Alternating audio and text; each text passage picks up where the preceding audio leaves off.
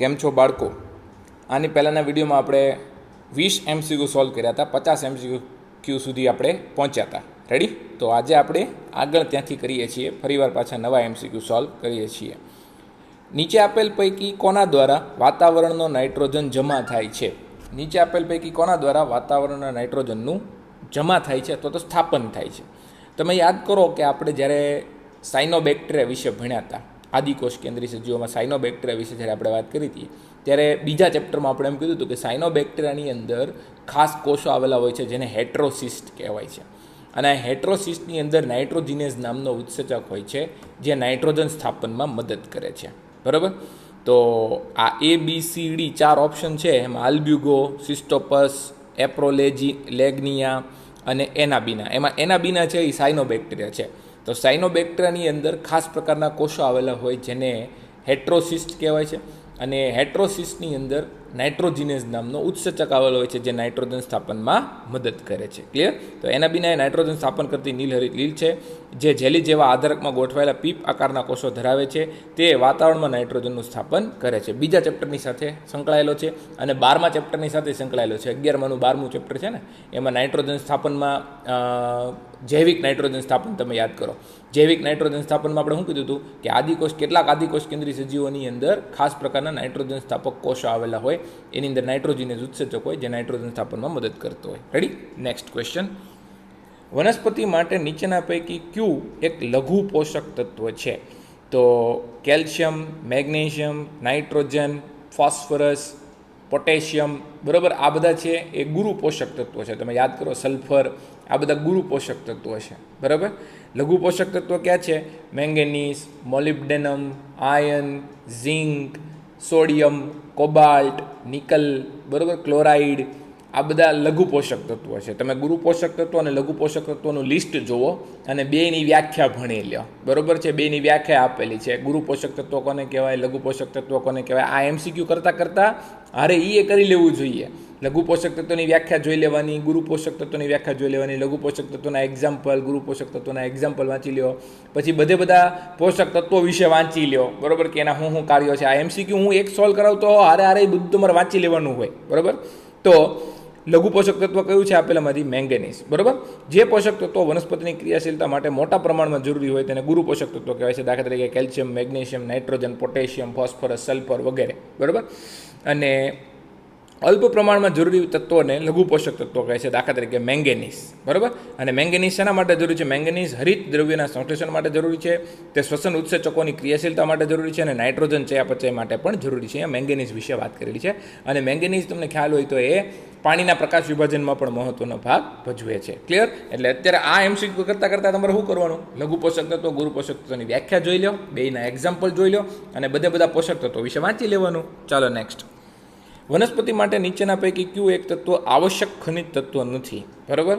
તો potassium, iron, zinc આ બધા આપણી ટેક્સ્ટબુકમાં આપેલા છે. આયોડિન વિશે કોઈ વર્ણન કરેલું નથી. તો આયોડિન એ વનસ્પતિ માટે આવશ્યક ખનિજ તત્વ નથી. આયોડિન એક એવું ખનિજ તત્વ છે જે પ્રાણીઓ માટે જરૂરી છે. તમને ખ્યાલ હોય તો આપણા થાઇરોઇડ ગ્રંથિ જે છે, થાઇરોઇડ ગ્રંથિ, એમાં થાઇરોઇડ અંતઃસ્ત્રાવો બનાવવા પડે, T3 અને T4. એ T3 અને T4 અંતઃસ્ત્રાવ બનાવવા માટે થઈને આયોડિન જરૂરી છે. કયું તત્વ જરૂરી છે? આયોડિન. થાઇરોઇડ ગ્રંથિ શું કરતી હોય? આપણા લોહીમાંથી આયોડિન લે અને આપણા રુધિરમાં પાછું ગ્લોબ્યુલિન પ્રોટીન બનતું હોય. કયું પ્રોટીન બનતું હોય? ગ્લોબ્યુલિન પ્રોટીન. તો ગ્લોબ્યુલિન પ્રોટીન અને આયોડિન એ બેને ભેગું કરીને થાઇરોગ્લોબ્યુલિન બનાવે. શું બનાવે? થાઇરોગ્લોબ્યુલિન. બરાબર? અને પછી એની અંદર એક એમિનો એસિડ વપરાય છે. એની અંદર એક શું વપરાય છે? Amino acid. બરાબર? તો એ એમિનો એસિડનો ઉપયોગ કરીને T3 અને T4 બનાવવામાં આવે છે. બરાબર? એમિનો એસિડનો ઉપયોગ કરીને T3 અને T4 બનાવવામાં આવે છે. ક્લિયર છે? તો એ તમે યાદ કરો, 22મું ચેપ્ટર. બરાબર? 22મા ચેપ્ટરમાં થાઇરોઇડ ગ્રંથિ વિશે વાંચી લેવાનું. આ MCQ સોલ્વ કરતાં થાઇરોઇડ ગ્રંથિ વિશે થોડું વાંચી લેવું જોઈએ કે થાઇરોઇડ ગ્રંથિ શું છે અને T3, T4 અંતઃસ્ત્રાવો કેવા હોય, એ કયા કાર્યો કરતી હોય. આ MCQ સોલ્વ કરતાં 2 મિનિટ એ ટોપિક વાંચી લેવાય. બરાબર છે? વિડીયો પોઝ કરવાનો અને એ ટોપિક વાંચી લેવાનો. આમ કરતાં જ રિવિઝન થાય. ચાલો નેક્સ્ટ વાત કરીએ. ખનિજ પોષક તત્વોની ઉણપ નીચે આપેલ પૈકી કઈ એક નથી? હવે સુકારો થવો, ક્લોરોસિસ થવું, આંતરગાંઠો ટૂંકી થવી. બરાબર? આપણી ટેક્સ્ટબુકમાં છે ને ખનિજ પોષક તત્વોની ઉણપની વિશે હું લખ્યું છે તો કે પુષ્પોદ્ભવમાં વિલંબ, કોષ વિભાજન અવરોધાવું, બરાબર, પુષ્પોદ્ભવમાં વિલંબ, કોષ વિભાજન અવરોધાવું, નેક્રોસિસ અને ક્લોરોસિસ, આટલું જ આપ્યું છે આપણી ટેક્સ્ટબુકમાં. 4 જ લક્ષણો આપ્યા છે પોષક તત્વોની ઉણપના, બરાબર. આપણી ટેક્સ્ટબુકમાં પોષક તત્વોની ઉણપના 4 લક્ષણ આપ્યા છે. તમે વાંચજો પોષક તત્વોની ઉણપના લક્ષણો ક્યાં ક્યાં છે તો કે પુષ્પોદ્ભવમાં વિલંબ, નેક્રોસિસ થવું, ક્લોરોસિસ થવું અને કોષ વિભાજન અવરોધાવું, આટલા જ આપ્યા છે. અને પાછા એની સામેના તત્વો આપ્યા છે કે નેક્રોસિસ કોના લીધે થાય, ક્લોરોસિસ કોના લીધે થાય, પછી પુષ્પોદ્ભવમાં વિલંબ કોના લીધે થાય અને કોષ વિભાજન શેના લીધે અવરોધાય. એટલે તમે વિડીયો અત્યારે પોઝ કરો ને અત્યારે એ તમે જુઓ એ લક્ષણ ક્યાં છે, બરાબર, અને એ લક્ષણની સામે કયા તત્વો જવાબદાર છે એ તમે અત્યારે વાંચો. હવે જુઓ અહીંયા ટેક્સ્ટબુકમાં છે ને આ આપ્યું નથી, છતાં MCQ 12નો છે, પણ અહીંયા કહી દઈએ કે અશક્ત બનવું, નબળું બની જવું ને એ ખનિજ પોષક તત્વોની ઉણપના લક્ષણ નથી, બરાબર છે. બાકી સુકારો થવો, ક્લોરોસિસ થવું, આંતરગાંઠો ટૂંકી થવી એ પોષક તત્વોની ઉણપના લીધે થાય છે, બરાબર. તો જો અહીંયા નીચેની સમજૂતી આપી છે. વનસ્પતિના પીળા પડી જવાની ક્રિયા એ ઉત્તેજના પ્રત્યે વનસ્પતિનો પ્રતિચાર છે. જ્યારે વનસ્પતિના બીજ અપૂર્ણ પ્રકાશમાં વૃદ્ધિ પામે, એટલે કે પૂર્ણ રીતે પ્રકાશની ગેરહાજરીમાં હોય ત્યારે કુમળા પ્રકાંડમાં લાંબુ નબળું પ્રકાંડ બને છે. નાના અને ઓછા પર્ણોવાળા વનસ્પતિ જોવા મળે છે. એટલે કે કોઈ વનસ્પતિ જ્યારે સૂર્યપ્રકાશની ગેરહાજરીમાં ઉગે ને, કોઈ વનસ્પતિ જ્યારે સૂર્યપ્રકાશની ગેરહાજરીમાં ઉગે ત્યારે એ વનસ્પતિના પ્રકાંડ કેવા હોય, નબળા હોય, પીળા હોય, એને પાંડુતા કહેવાય. એને શું કહેવાય? પાંડુતા, બરાબર. અને એ પાંડુતા થવીને એ પ્રકાશની ગેરહાજરીને લીધે થાય, એ ખનિજ તત્વોની ઉણપના લીધે થતો નથી. વનસ્પતિમાં પાંડુતા કોના લીધે થાય? પ્રકાશની ગેરહાજરીને લીધે. ખનિજ તત્વોની ગેરહાજરીને થતું નથી, બરાબર. કારણ કે લાંબી આંતરગાંઠો હોય અને આછો પીળો રંગ હોય, બરાબર, એટલે કે ક્લોરોસિસે જોવા મળે. હરિતદ્રવ્યની ઉણપના કારણે જોવા મળે છે. વનસ્પતિમાં ઊંચાઈમાં વૃદ્ધિ તેના પ્રકાશમાં સંભવિત સ્ત્રોત તરફ પહોંચવામાં મદદ કરે છે. ટૂંકમાં કહેવાનો મતલબ શું છે કે અશક્ત બનવું અથવા પાંડુતા હોવી વનસ્પતિમાં એ ખનિજ તત્વોની ઉણપના લીધે ન થાય, એ સૂર્યપ્રકાશની ઉણપના લીધે થાય. જ્યારે સુકારો થવો, ક્લોરોસિસ થવું અને આંતરગાંઠો ટૂંકી થવી એ બધું ખનિજ તત્વોની ઉણપના દ્વારા થશે. રેડી? હાલો નેક્સ્ટ વાત કરીએ. નીચે પૈકી કયું એક સજીવ મુક્ત જીવંત જારક વિફોસ્ફોસિન્થેટિક નાઇટ્રોજન સ્થાપક છે, બરાબર. હવે મુક્તજીવી પહેલાં તો આપ્યો છે, તમે એ શબ્દ વાંચો. મુક્તજીવી એટલે પોતાની રીતે એકલું જીવન ગુજારતું હોય અને જારક બેક્ટેરિયા હોય, બરાબર છે. તો એ કોણ છે? એ આવશે એઝેટોબેક્ટર. કોણ આવશે? એઝેટોબેક્ટર. રેડી? રાઇઝોબિયમ કેવું છે? સહજીવી નાઇટ્રોજન સ્થાપક છે. પછી એઝોસ્પાઇરિલમ શું છે? તો કે નાઇટ્રોજન સ્થાપક કરતા ફૂગ નથી, નાઇટ્રોજન સ્થાપન કરતી બેક્ટેરિયા છે, પણ એ અજારક છે. એઝોસ્પાઇરિલમ કેવા છે? અજારક છે. અને નોસ્ટોક જે છે એ જારક છે, બરાબર. નોસ્ટોક કેવા છે? જારક છે. એટલે આમાં 2 જવાબ આવવા જોઈએ, એક એઝેટોબેક્ટર આવવું જોઈએ અને બીજું નોસ્ટોક આવવું જોઈએ. પણ વિફોસ્ફોસિન્થેટિક છે ને એવું નહીં હોય, બિન પ્રકાશ સંશ્લેષી એમ વાત આવવી જોઈએ. આ પ્રશ્નને સુધારી નાખો તમે આવી રીતે વાંચો. નીચેના પૈકી કયું એક સજીવ મુક્ત જીવંત જારક બિન પ્રકાશ સંશ્લેષી નાઇટ્રોજન સ્થાપક છે, બરાબર. મુક્તજીવી જારક બિન પ્રકાશ સંશ્લેષી નાઇટ્રોજન સ્થાપક એઝેટોબેક્ટર આવશે. પણ પ્રકાશ સંશ્લેષી નાઇટ્રોજન સ્થાપક તમને કહે ને તો પાછું નોસ્ટોક આવશે, બરાબર છે. એટલે આ પ્રશ્નને આપણે સુધારી નાખીએ છીએ. શું સુધારો કરીએ છીએ કે મુક્તજીવી જારક બિન પ્રકાશ સંશ્લેષી નાઇટ્રોજન સ્થાપક કયો આવશે? એઝેટોબેક્ટર. પ્રકાશ સંશ્લેષી નાઇટ્રોજન સ્થાપક કયો આવશે? નોસ્ટોક. હવે આવું મેં તમને શું કામ કીધું તમે યાદ રાખો. પહેલાં તો જો બધા સાયનોબેક્ટેરિયા છે ને, એટલે કે નીલ હરિત લીલ, એ જારક છે, મુક્તજીવી છે અને પ્રકાશ સંશ્લેષી છે, બરાબર. બધા સાયનોબેક્ટેરિયા એટલે કે નીલ હરિત લીલ કેવા હોય? મુક્તજીવી, જારક અને પ્રકાશ સંશ્લેષી હોય. નોસ્ટોક કોની અંદર આવે? નોસ્ટોક સાયનોબેક્ટેરિયાની અંદર આવે. તો નોસ્ટોક તમારે પ્રકાશ સંશ્લેષી નાઇટ્રોજન સ્થાપક થયું ને. હવે વાત કરીએ આપણે એઝેટોબેક્ટર. એઝેટોબેક્ટર કેવું છે? મુક્તજીવી છે, જારક છે અને બિન પ્રકાશ સંશ્લેષી છે, બરોબર. એટલે બિન પ્રકાશ સંશ્લેષી નાઇટ્રોજન સ્થાપક કયું આવશે? એઝેટોબેક્ટર. રાઇઝોબિયમની વાત કરીએ. રાઇઝોબિયમ તો સહજીવી છે. રાઇઝોબિયમ કેવું છે? સહજીવી છે. તો આપણે પ્રશ્ન પૂછ્યો છે મુક્તજીવી વિશે, બરોબર. એટલે રાઇઝોબિયમ નીકળી ગયું. પછી વાત કરીએ એઝોસ્પાઇરિલમ. એઝોસ્પાઇરિલમ મુક્તજીવી છે, બિન પ્રકાશ સંશ્લેષી છે, પણ અજારક છે. પાછું એ મહત્વનું છે ને. એઝોસ્પાઇરિલમ કેવું છે? અજારક છે. એટલે જવાબ આવશે બી. પણ તમારે પ્રશ્નમાં સુધારો શું કરવાનો છે? બિન પ્રકાશ સંશ્લેષી નાઇટ્રોજન સ્થાપક. હવે આ પ્રશ્ન ભણાવતા તમારે શું કરવાનું છે? મેં તમે છે ને ટેક્સ્ટબુક ખોલો. ટેક્સ્ટબુકની અંદર જૈવિક નાઇટ્રોજન સ્થાપનનો ટોપિક વાંચો. જૈવિક નાઇટ્રોજન સ્થાપક બુકમાંથી વાંચો અને મેં તમને લખાવ્યું છે એ વાંચો. તમે જુઓ એના અંદર બેક્ટેરિયાના આખા લિસ્ટ આપેલા છે, બરોબર. કોને કહેવાય મુક્તજીવી, કોને કહેવાય સહજીવી, બરોબર. સહજીવી હોય તો કોની યારે સહજીવી છે, એલનસ વનસ્પતિની યારે સહજીવી છે, બરોબર, કે કઠોળ વર્ગની વનસ્પતિ યારે સહજીવી છે, બરોબર. તો એ તમે જુઓ. અને મુક્તજીવી છે તો જારક અને અજારકના એક્ઝામ્પલ જુઓ. અત્યારે આ વિડીયોને પોઝ કરવાનો, પોઝ કરીને તમારે જૈવિક નાઇટ્રોજન સ્થાપનનું તમે ટોપિક અત્યારે વાંચી લો. ક્લિયર? ચાલો નેક્સ્ટ જોઈએ. કીટાહારી વનસ્પતિઓની જોડ કઈ છે?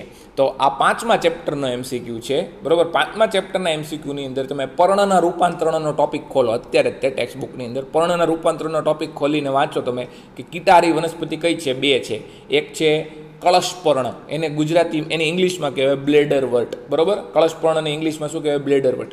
અને નેપેન્થસ એટલે કે મક્ષીપાસ, વિનસનો મક્ષીપાસ, એ નેપેન્થસ, બરોબર. તો એ 2 વનસ્પતિ છે એ કીટાહારી છે, બરોબર. કે 2 વનસ્પતિ કીટા, આમાં ઊંધું આપ્યું છે. કળશપર્ણને એ લોકોએ નેપેન્થસ કીધું છે અને બ્લેડરવર્ટને એ લોકોએ યુટ્રિક્યુલારિયા કીધું છે. ટૂંકમાં આમાં રાખ્યું છે એ મુજબ રાખો ને આપણે, બરોબર. કે કીટાહારી વનસ્પતિ કઈ છે? કીટાહારી વનસ્પતિ કળશપર્ણ છે એટલે કે નેપેન્થસ, અને બ્લેડરવર્ટ એટલે કે યુટ્રિક્યુલારિયા છે. ક્યાં તમને આ મળશે? 5મા ચેપ્ટરની અંદર પર્ણના રૂપાંતરણોની અંદર. ક્લિયર છે? અને આ બધા કીટકોને હું કામ ખાતા હોય? આ કીટભક્ષી વનસ્પતિ છે એ કીટકોને ખાય છે. શું કામ ખાતી હોય છે? કારણ કે એની અંદર નાઇટ્રોજનની ઉણપ હોય છે અને નાઇટ્રોજનને એને લેવા માટે થઈને એ લોકો કીટકોને ખાઈ લે અને પછી એમાંથી નાઇટ્રોજન ગ્રહણ કરતા હોય. ક્લિયર છે? તો આ 2 વનસ્પતિ કીટાહારી છે. 5મા ચેપ્ટરમાં પર્ણના રૂપાંતરણનો ટોપિક વાંચો. વિડીયો પોઝ કરી લેવાનો અને પર્ણના રૂપાંતરણ વાંચી લો. એમાં કંટકમાં રૂપાંતરણ વાંચો, ખોરાક સંગ્રહ માટે રૂપાંતરણ વાંચો, બરોબર. આરોહણ માટે રૂપાંતરણ વાંચો. એના એક્ઝામ્પલ બધા યાદ કરી લો, બરોબર છે. કંટકમાં રૂપાંતરણમાં કોણ આવશે? થોર આવશે. આરોહણમાં રૂપાંતરણ માટે કોણ આવશે? વટાણા આવશે. ખોરાક સંગ્રહ માટે કોણ આવશે? લસણ ને ડુંગળી. અને પર્ણનું આખું આમાં રૂપાંતરણ, કીટભક્ષી વનસ્પતિમાં રૂપાંતરણ, તો એ કોણ આવશે? નેપેન્થસ ને બ્લેડરવર્ટ. ક્લિયર છે? હાલો નેક્સ્ટ MCQ જોઈએ. મેગ્નેશિયમની ઉણપમાં વનસ્પતિ ઉગે છે પણ જમીનમાં યુરિયા પાથરવામાં આવે તો શું જોવા મળે છે? હવે આ છે ને ટેક્સ્ટબુકની બહારનો છે. આવા MCQ કંઈ પૂછાતા નથી, બરોબર. જૂના કોર્સની અંદર બધા તત્વોની ઉણપના લક્ષણ આપેલા હતા. દરેક તત્વોની ઉણપના લક્ષણ આપ્યા હતા જૂના કોર્સમાં. હવે આવા ક્વેશ્ચન પૂછાતા નથી, એટલે આ MCQ આપણને અવોઇડ કરીએ છીએ, બરોબર. મેં તમને કીધું કે આપણા કોર્સની અંદર અત્યારે આપણે કેટલા પ્રકારના લક્ષણો છે? 4 જ લક્ષણો તમારે યાદ રાખવાના છે. કયા લક્ષણો યાદ રાખવાના છે? એક તો તમારે યાદ રાખવાનું નેક્રોસિસ, બીજું યાદ રાખવાનું ક્લોરોસિસ, ત્રીજું યાદ રાખવાનું પુષ્પોદ્ભવમાં વિલંબ, અને ચોથું યાદ રાખવાનું કોષ વિભાજન અવરોધ. આ 4 લક્ષણ અને એની સામે કયા તત્વો છે એ તમારે યાદ રાખવાનું છે. બાકી આ દરેક તત્વોની ઉણપના લીધે કયા લક્ષણો ઉત્પન્ન થાય એ બધી માથાકૂટમાં આપણે ભણવાનું નથી. ક્લિયર છે? એટલે આ MCQને આપણે જવા દઈએ છીએ. નેક્સ્ટ વાત કરીએ. નાઇટ્રોજનનું નિર્માણ માટે થઈને કયો ઉત્સેચક જરૂરી છે? મેં તમને આ વિડીયો ચાલુ કર્યો ત્યારે જ વાત કરી કે આદિકોષ કેન્દ્રીય સજીવોની અંદર નાઇટ્રોજન સ્થાપન માટે થઈને ખાસ પ્રકારના કોષો આવેલા હોય છે જેને હેટ્રોસિસ્ટ કહેવાય છે. અને આ હેટ્રોસિસ્ટની અંદર નાઇટ્રોજિનેઝ નામનો ઉત્સેચક આવેલો હોય છે. અને નાઇટ્રોજિનેઝને સક્રિય કરવા માટે કયા 2 તત્વો જરૂરી છે?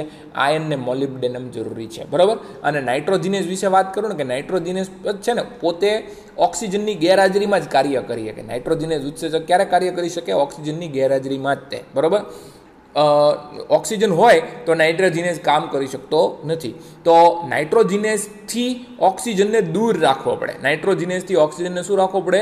દૂર રાખવો પડે. અને દૂર રાખવા માટે થઈને કોણ આવેલું હોય છે? મૂળ ગંડિકામાં કોણ આવેલું હોય છે? લેગ હિમોગ્લોબિન આવેલું હોય. મૂળ ગંડિકાની અંદર શું આવેલું હોય? Leghaemoglobin. આ બધી વધારાની માહિતી આપતો જાઉં છું. MCQ સોલ્વ કરાવતા આ બધું બોલતો જાઉં છું. આ તમારે સાંભળતા રહેવાનું, યાદ રાખતા રહેવાનું, ટેક્સ્ટબુકમાંથી વાંચી લેવાનું કે આ સરે ખાલી નાઇટ્રોજિનેઝની વાત કરી, એની ઉપરથી આયર્ન મોલિબ્ડેનમ ઉપર વ્યા ગયા.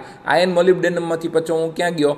ઓક્સિજન ઉપર ગયો કે નાઇટ્રોજિનેઝ કામ ક્યારે કરી શકે? ઓક્સિજનની ગેરહાજરીમાં. તો નાઇટ્રોજિનેઝને કામ કરતો રાખવા માટે તેને ઓક્સિજન દૂર રાખવો પડે. અને ઓક્સિજનને દૂર રાખવા માટે તેને શું આવેલું હોય છે? લેગ હિમોગ્લોબિન આવેલું હોય છે. લેગ હિમોગ્લોબિન એક ગુલાબી લાલ રંગનું રંજક દ્રવ્ય છે જે કઠોળ વર્ગની વનસ્પતિની મૂળ ગંડિકાની અંદર જોવા મળે છે. ક્લિયર છે? લ્યો, તો આ નાઇટ્રોજિનેઝના નિર્માણ માટે કયો ઉત્સેચક જરૂરી છે એ વાત આવી ગઈ, બરોબર. નાઇટ્રોજિનેઝ. હાલો પછી ખનિજોનું નિષ્ક્રિય શોષણ કોના ઉપર આધાર રાખે છે? તમને ખ્યાલ હોય ને તો પ્રસરણની ક્રિયા, તમને સાદું પ્રસરણ યાદ હોય ને 11મા ચેપ્ટરમાં, તો સાદા પ્રસરણ ઉપર કોણ કોણ અસર કરે છે? સાદા પ્રસરણ ઉપર પદાર્થની દ્રાવ્યતા અસર કરે કે પદાર્થ ચરબી દ્રાવ્ય છે કે જલ દ્રાવ્ય છે, બરાબર? પદાર્થની દ્રાવ્યતા અસર કરે. જેમ પદાર્થની દ્રાવ્યતા વધુ એમ પ્રસરણનો દર વધારે, બરાબર? પછી બીજું દબાણ અસર કરતું હોય, જેમ દબાણ વધારે એમ પ્રસરણનો દર વધારે. પછી ત્રીજું પટલોની જાડાઈ અસર કરતી હોય, પટલની જાડાઈ જેમ વધારે એમ પ્રસરણનો દર ઓછો, બરાબર ને? પટલની જાડાઈ જેમ ઓછી એમ પ્રસરણનો દર વધારે. પછી બીજી વાત કરીએ તાપમાન જેમ વધારે હોય ને એમ અણુઓની અસ્તવ્યસ્ત ગતિ વધારે થાય, અને જેમ અણુઓની અસ્તવ્યસ્ત ગતિ વધારે થાય એમ નિષ્ક્રિય વહન વધારે થાય, બરાબર? ખનિજોનું નિષ્ક્રિય વહન જ તમને કીધું છે, નિષ્ક્રિય શોષણ એટલે નિષ્ક્રિય વહન. તો નિષ્ક્રિય વહન ઉપર કોણ અસર કરતું હોય છે? તાપમાન અસર કરતું હોય છે. કોણ અસર કરે છે? તાપમાન, બરાબર?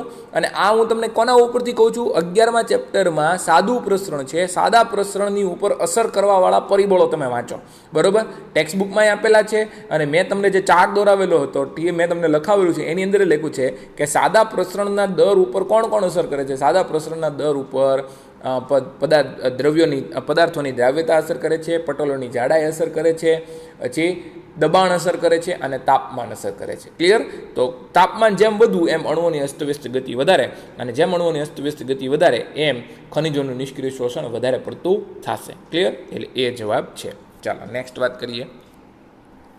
જલીય ત્રિઅંગી વનસ્પતિમાં નાઇટ્રોજન સ્થાપન કોના દ્વારા કરવામાં આવે છે? હવે આ છે ને આમ જોવા જઈએ તો ધોરણ 12નું 10મું ચેપ્ટર છે ને એમાં જૈવિક ખાતરોની અંદર આ પોઈન્ટ આવી શકે. પછી વનસ્પતિ સૃષ્ટિનું 3જું ચેપ્ટર છે એમાં ત્રિઅંગી વનસ્પતિમાં આ પોઈન્ટ આવી શકે, બરાબર? હવે એક ત્રિઅંગી વનસ્પતિ છે એઝોલા, બરાબર? ત્રિઅંગી વનસ્પતિ કઈ છે? એઝોલા, જે હંમેશા પાણીમાં ઉગતી હોય. એક ત્રિઅંગી વનસ્પતિ છે એઝોલા, જે હંમેશા પાણીમાં ઉગે છે, અને એની હારે એક વનસ્પતિનું એક સાયનોબેક્ટેરિયાનું સહજીવન જોવા મળે છે. એઝોલાની સાથે હંમેશા એક સાયનોબેક્ટેરિયાનું શું જોવા મળે છે? સહજીવન જોવા મળે છે. એ સાયનોબેક્ટેરિયા કયા છે? એનાબીના, બરાબર? એનાબીના નામનું સાયનોબેક્ટેરિયા એ હંમેશા એઝોલા સાથે સહજીવન ગુજારતું હોય છે. એટલા માટે તે એઝોલા એનાબીના નામ આપી દીધેલું છે. એઝોલા ત્રિઅંગી વનસ્પતિ છે, પણ એઝોલાને નામ શું આપી દીધું છે? એઝોલા એનાબીના. હું કામ એવું નામ આપી દીધું? કારણ કે એઝોલા હંમેશા એનાબીનાની યારે સહજીવન જ ગુજારતી હોય, બરાબર? અને આ એઝોલા વનસ્પતિ અને આ એનાબીના સાયનોબેક્ટેરિયા એ બે ચોખાના ખેતરમાં ઉત્પાદન વધારવા માટે થઈને વપરાય છે, બરાબર? એઝોલા ત્રિઅંગી વનસ્પતિ અને એનાબીના નામનું સાયનોબેક્ટેરિયા એ બહુ નાઇટ્રોજન સ્થાપન કરે છે, અને એટલા માટે થઈને ચોખાના ખેતરમાં એ ઉત્પાદન વધારવા માટે થઈને વપરાય છે, બરાબર? તો એઝોલા એ એઝોલાની વસાહતો જોવા મળતી હોય. વસાહતો જોવા મળે એટલે મતલબ શું કે બે સહજીવન ગુજારે, બરાબર? એઝોલા અને એનાબીના બેની વસાહતો જોવા મળે છે, અને એ બે નાઇટ્રોજનનું સ્થાપન કરે છે, જે વાતાવરણના નાઇટ્રોજનનું સ્થાપન. એમાં કંઈ બીજું કંઈ છે નહીં. તો કઈ ત્રિઅંગી વનસ્પતિ સાથે એનાબીનાનું સહજીવન જોવા મળે છે? એઝોલા નામની ત્રિઅંગી વનસ્પતિ સાથે આનું સહજીવન જોવા મળે છે, એનાબીનાનું. ક્લિયર? તો 60માં જવાબ આવશે એ. નેક્સ્ટ વાત કરીએ. વનસ્પતિમાં ઇન્યુલિન અને રેફાઇડ શું? હવે આ જૂના કોર્સનો ક્વેશ્ચન છે, બરાબર? એટલે આ પ્રશ્નને આપણે જવા દઈએ છીએ, બરાબર? પણ છતાં આપણે યાદ રાખો કે ઇન્યુલિન શું છે? તો કે એ ફ્રુક્ટોઝનો પોલિમર છે. ઇન્યુલિન, ઇન્સ્યુલિન નહીં, ઇન્યુલિન શું છે? ફ્રુક્ટોઝનો પોલિમર છે. અને રેફાઇડ શું છે? રેફાઇડ્સ એક ક્રિસ્ટલ આકારના કેલ્શિયમ ઓક્ઝેલેટના સમૂહ છે. એમાં રેફાઇડ છે ને એ જૂના કોર્સમાં છે. ઇન્યુલિન તો આપણા નવા કોર્સમાં આવે છે. 9મું ચેપ્ટર તમે યાદ કરો. 9મા ચેપ્ટર જે છે ને જૈવિક અણુની અંદર પોલિસેકેરાઇડનો ટોપિક છે, અને પોલિસેકેરાઇડના ટોપિકની અંદર ઇન્યુલિન આવે છે. ઇન્યુલિન કોનો પોલિમર છે? ફ્રુક્ટોઝનો સમ પોલિમર છે. ઇન્યુલિન કોનો પોલિમર છે? ફ્રુક્ટોઝનો સમ પોલિમર છે. હવે તમારે શું કરવું જોઈએ? તમારે અત્યારે વિડીયો પોઝ કરી દેવો જોઈએ, પોલિસેકેરાઇડનો પોઈન્ટ ખોલવાનો, અને આખો પોલિસેકેરાઇડનો પેરાગ્રાફ વાંચી લેવો જોઈએ. અને મેં જે તમને પોલિસેકેરાઇડ વિશે લખાયું છે ને એ પણ તમારે વાંચી લેવું જોઈએ. પોલિસેકેરાઇડ કેટલા પ્રકારના? 2 પ્રકારના હોય, સમ પોલિમર અને વિષમ પોલિમર, બરાબર? સમ પોલિમરમાં પાછા આ આવશે. સમપોલિમરમાં શાખિત અને અશાખિત, બરાબર? સમપોલિમરમાં 2 પ્રકાર પડે ને, શાખિત અને અશાખિત. અશાખિતના એક્ઝામ્પલ ક્યાં છે? સેલ્યુલોઝ છે, સ્ટાર્ચ છે. સ્ટાર્ચમાં પાછું એમાઇલોઝ કાઉન્સમાં લખેલું હશે, અને ઇન્યુલિન. સેલ્યુલોઝ, ઇન્યુલિન અને સ્ટાર્ચ એ બધા અશાખિત છે, અને સ્ટાર્ચમાં પાછું કયું? એમાઇલોઝ. શાખિત સમપોલિમર કયા છે? શાખિત સમપોલિમર છે ગ્લાયકોજન અને એમાઇલોપેક્ટિન, જે એક પ્રકારનું સ્ટાર્ચ છે, બરાબર? અને વિષમ પોલિમરમાં કયા એક્ઝામ્પલ આપ્યા છે? કાઇટિન. કાઇટીન કોનો પોલિમર છે? એન એસિટાઇલ ગ્લુકોસામાઇન ને એન એસિટાઇલ ગેલેક્ટોસામાઇનનો પોલિમર છે. ક્લિયર? એટલે આ એમસીક્યુ તમારે પોઝ કરી દેવો જોઈએ અને પોઝ કરીને આ તમારે હારે હારે હું વાંચી લેવું જોઈએ, પોલિસેકેરાઇડ વાંચી લેવું જોઈએ. બરાબર? મેં લખાયું છે એ તે અને ટેક્સ્ટ બુકમાં આપ્યું છે એ તે, એટલે તમારું પોલિસેકેરાઇડનું આખું રિવિઝન થઈ જાય. ક્લિયર છે? ચાલો નેક્સ્ટ વાત કરીએ. સાચી જોડ પસંદ કરો. હવે આ છે ને જૂના કોર્સનો ક્વેશ્ચન છે. આમ તો નવા કોર્સમાં તમે લઈ શકો કે યુટ્રિક્યુલારિયા, ડ્રોસેરા અને ડિયોનિયા, પણ આવી કોઈ ટેક્સ્ટ બુકમાં આપ્યું નથી. ડ્રોસેરા અને ડિયોનિયા એ બધી કીટપક્ષી વનસ્પતિ છે. આ બધી કઈ વનસ્પતિ છે? કીટપક્ષી વનસ્પતિ છે. આમ તો નેપેન્થસ અને યુટ્રિક્યુલારિયા તે કીટપક્ષી બે થઈ, પણ વાંધો કીટપક્ષી વનસ્પતિ નથી, એટલે બી જવાબ નહીં આવે. બરાબર? તો યુટ્રિક્યુલારિયા, ડ્રોસેરા અને ડિયોનિયા જે છે એ કીટપક્ષી વનસ્પતિ છે. આ તમારે ગોખી નાખવાનું, નહીં યાદ રાખો તો હાલશે, આવું કાંઈ પૂછાશે નહીં. ચાલો નેક્સ્ટ વાત કરીએ. સજીવોમાં લઘુ પોષક દ્રવ્યોની ભૂમિકા શું છે? તો લઘુ પોષક તત્વો જે છે એ ખૂબ ઓછા પ્રમાણમાં જોવા મળતા હોય મોટાભાગે. બરાબર? અને આ તત્વો જે છે ને એ ઉત્સેચકોને સક્રિય કરતા હોય. આ પોષક તત્વો હંમેશા શું કરતા હોય છે? ઉત્સેચકોને સક્રિય કરતા હોય છે. દાખલા તરીકે ઝિંક છે એ કોને સક્રિય કરે છે? તો કે એ કાર્બોક્સિલેસને સક્રિય કરતો હોય છે, કાર્બનિક એનહાઇડ્રેસને સક્રિય કરતો હોય, આલ્કોહોલ ડિહાઇડ્રોજિનેસને સક્રિય કરતો હોય છે ને ઝિંક જે છે ને એ 3 ઉત્સેચકોને સક્રિય કરે છે. આની પહેલાંના વિડીયોમાં આપણે ચર્ચા થઈ ગઈ છે કે ઝિંક જે છે એ આલ્કોહોલિક ડિહાઇડ્રોજિનેસને સક્રિય કરે, કાર્બોક્સીપેપ્ટિડેઝને સક્રિય કરે છે અને કાર્બનિક એનહાઇડ્રેસને સક્રિય કરે છે. ક્લિયર? તો મોટાભાગના લઘુ પોષક તત્વો, દાખલા તરીકે આયનની વાત કરો તો આયન કોને કોને સક્રિય કરે છે? કેટાલેઝને સક્રિય કરે અને પેરોક્સિડેઝને સક્રિય કરે. બરાબર? આયન કોને કોને સક્રિય કરે? કેટાલેઝ અને પેરોક્સિડેઝને. મેંગેનીઝ કોને સક્રિય કરશે? મેંગેનીઝ જે છે એ મેંગેનીઝની મોલિબ્ડેનમ કોને સક્રિય કરશે? તો કે નાઇટ્રોજિનેઝને સક્રિય કરે. બરાબર? પછી મેંગેનીઝ છે એ શ્વસનના ઉત્સેચકોને સક્રિય કરે. ટૂંકમાં લઘુ પોષક તત્વો છે ને એ હંમેશા કોઈક ને કોઈ ઉત્સેચકોના સહકારક તરીકે અથવા સહઘટક તરીકે વર્તતા હોય છે. સહકારકો કોને કહેવાય એ તમે યાદ કરો. પાછું 9મું ચેપ્ટર છે ને જૈવિકણુમાં છેલ્લો પેરેગ્રાફ આપ્યો છે સહકારકનો. કોઈ પણ ઉત્સેચક હોય એનો પ્રોટીન ભાગ હોય એને એપોએન્ઝાઇમ કહેવાય. એપોએન્ઝાઇમની હારે હંમેશા એક સહકારક જોડાવો જરૂરી છે. એ હંમેશા બિન પ્રોટીન ભાગ હોય. બરાબર? તો એપોએન્ઝાઇમની હારે સહકારક જોડાય એટલે હોલો એન્ઝાઇમ બને. એપોએન્ઝાઇમની હારે સહકારક જોડાય એટલે શું બને? Hollow enzyme. અને એ હોલો એન્ઝાઇમ સક્રિય હોય. હોલો એન્ઝાઇમ કેવું હોય? સક્રિય હોય. એપોએન્ઝાઇમ કેવું હોય? નિષ્ક્રિય હોય. રેડી?